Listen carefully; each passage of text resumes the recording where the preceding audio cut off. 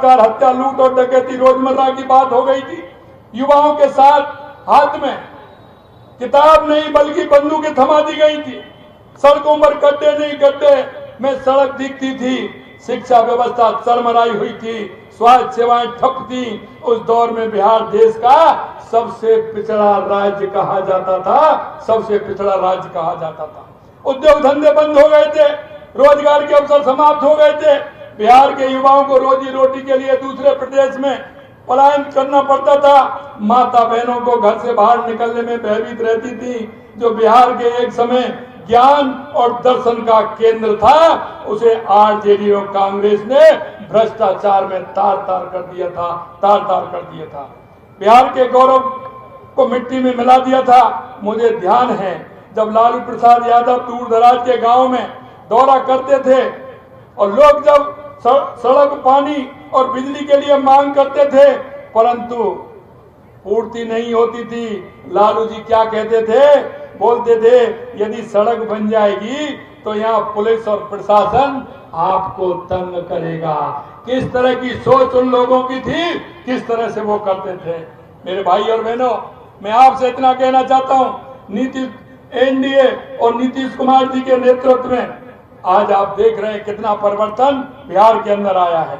मुख्यमंत्री नीतीश कुमार के नेतृत्व में एनडीए सरकार ने बिहार को फिर से अपना खोया हुआ गौरव वापस दिलाने का काम किया है। देश के यशस्वी प्रधानमंत्री जी के नेतृत्व में जिस तरह से पूरे देश के अंदर विकास हुआ है वो आप सभी जानते हैं। जहां पहले अंधकार था, आज विकास की रोशनी दिख रही है। अभी देवेश जी कह रहे थे हमारे सांसद जी, मैं कहना चाहता हूं जहां पहले लालटेन भी नहीं जलती थी, आज बिहार के अंदर एलईडी बल्ब रोशनी कर रहा है। एलईडी बल्ब रोशनी कर रहा है। आज बिहार में कानून का राज स्थापित हुआ है। सड़कों की बात करें तो हजारों किलोमीटर की पक्की सड़कें बनी हैं।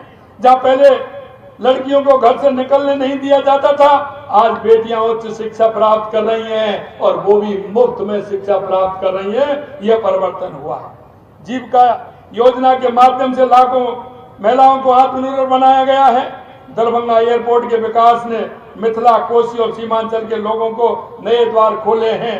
एनडीए के शासनकाल में बिहार 14% से अधिक जीडीपी के से विकास कर रही है।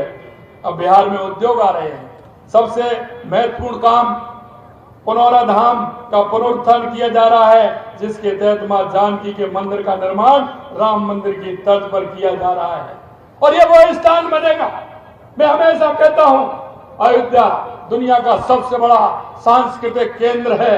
हमारी संस्कृति और विरासत का एक बड़ा केंद्र है। इसी तरह से पुनौरा भी वही धाम बनने वाला है। दुनिया भर के लोग यहाँ दर्शन करने के, मां सीता के मंदिर के दर्शन करने के लिए लोग आएंगे। ये भी मैं कहना चाहता हूँ, जिसका निर्माण पूर्ण होने के बाद करोड़ों श्रद्धालु दर्शन के लिए आएंगे। आज एनडीए की सरकार ने माननीय प्रधानमंत्री जी के निर्देशन में, माननीय नीतीश कुमार जी के तत्वाधान में, तो आपने देखा है जिस तरह से दिशा सुधार, पानी, बिजली, सड़क सुविधा, शिक्षा, स्वास्थ्य आदि के लिए जो काम किया है वो आपके सामने है।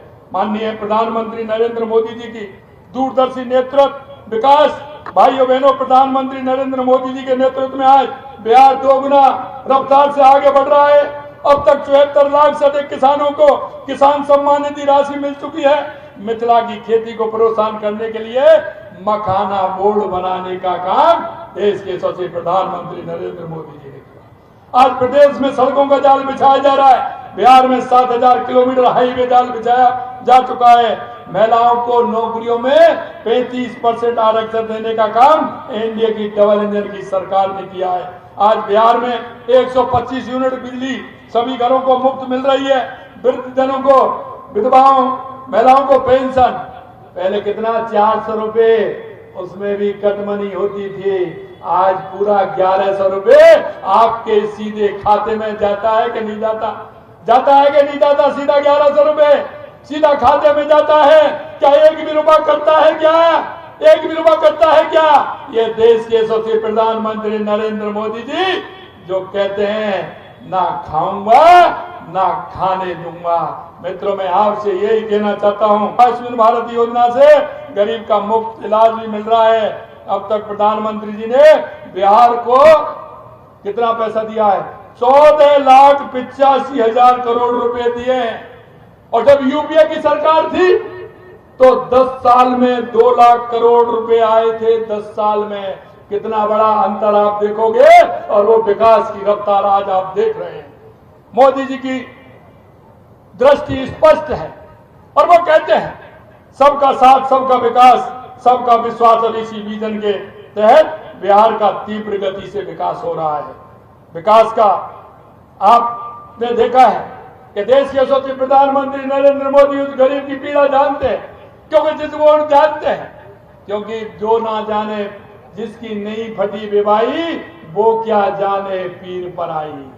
ये भी मान लीजिए, जिसके दर्द नहीं होता है वो नहीं जानता। मेरे भाई और बहनों, मैं यही कहना चाहता हूं, वो गरीब माँ का लाल, उसे पता है कि किस तरह से गरीब अपनी स्थिति बनाता है, गरीब को क्या क्या परेशानी आती है। देश के सबसे प्रधानमंत्री नरेंद्र मोदी जी गरीब कल्याण की योजनाओं के माध्यम से उस गरीब का जीवन स्तर सुधारने का काम कर रहे हैं। आज के इस दौर में जब सभी आदरणीय प्रधानमंत्री नरेंद्र मोदी के नेतृत्व में विकसित प्रदेश बनने की ओर अग्रसर है, तो आपको तय करना होगा, आपको विकास चाहिए या लूटपाट चाहिए? आपको विकास चाहिए या लूटपाट चाहिए? आपको शिक्षा चाहिए, अपराध चाहिए? आपको सड़क चाहिए या गड्ढे चाहिए? आपको बेटियों की सुरक्षा चाहिए, अपहरण चाहिए? आपको रोजगार चाहिए या पलायन चाहिए? मैं आपसे यही कहना चाहता हूं, ए मेरे मुल्क के मालिकों, जरा सोचो, और जब वोट करने जाए तो दिल पे हाथ रख करके कहना कि हमारे प्रदेश का विकास कैसे हो सकता है, आने वाले युवा का विकास कैसे होता है, आने वाली मेरी बहन का विकास कैसे हो सकता है, उन युवाओं के सपने कैसे सफल हो सकते हैं, ये आपको सोचना होगा। क्योंकि ये लोग जब आते हैं, आपने देखा है कि आरजेडी, कांग्रेस, ये लूट और भ्रष्टाचार के अड्डे हैं मेरे भाइयों, लूट और भ्रष्टाचार के अड्डे हैं। और जैसे आपके यहाँ तो बाढ़ आती है, आपके ना बाढ़ आती है कि नहीं आती है? बाढ़ आती है तो जब जहाँ स्थान मिलता है ऊंचे स्थान पर, जो एक दूसरे के दुश्मन होते हैं ना, एक दूसरे के दुश्मन होते हैं, वो भी उस ऊपर चढ़ जाते हैं। सांप है, मेंढक है, कई तरह के जो जीव जंतु होते हैं, जब उनको बाढ़ से डर लगता है तो वो एक दूसरे के ऊपर, जब बाढ़ से डर लगता है तो वो एक दूसरे को खाते नहीं है। ये वही लोग हैं, एक दूसरे से लड़ते हैं, लेकिन जब चुनाव आते हैं तो ये भ्रष्टाचारी एक हो जाते हैं, भ्रष्टाचारी एक हो जाते हैं। इसलिए मैं आपसे यही निवेदन करना चाहता हूं कि आप लोग इस बिहार के विकास के लिए, क्योंकि बिहार की जिस तरह से रफ्तार देश के यशस्वी प्रधानमंत्री नरेंद्र मोदी जी के नेतृत्व में और एनडीए के नेतृत्व में, माननीय नीतीश कुमार जी के नेतृत्व में जिस तरह से बढ़ी है, उसको आगे बढ़ाना मेरे भाई और बहनों, उसको आगे बढ़ाते हुए हमें काम करना है। आपको बेटियों की सुरक्षा चाहिए, इन सारे कामों को करते हुए हमें करना है।